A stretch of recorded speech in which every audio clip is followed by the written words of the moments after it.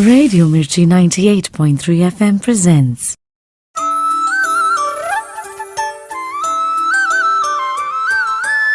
ആടി മാറി മാറിക്കാറ് മാഞ്ഞു ആവണിയായി പൂക്കളിറുക്കാൻ പൂപ്പൊലി പാടി നടക്കാൻ കാതിൽ ചേരുമീണവാ ഒരു നേർത്ത നൂലിനാൽ നെയ്തു ചേർത്തൊരി ഓർമ്മ തൻ്റെ ഇഴയിൽ പ്രിയമുള്ളൊരാളിനായി കാത്തുവയ്ക്കുമൊരു കോടി കനവിനലകൾ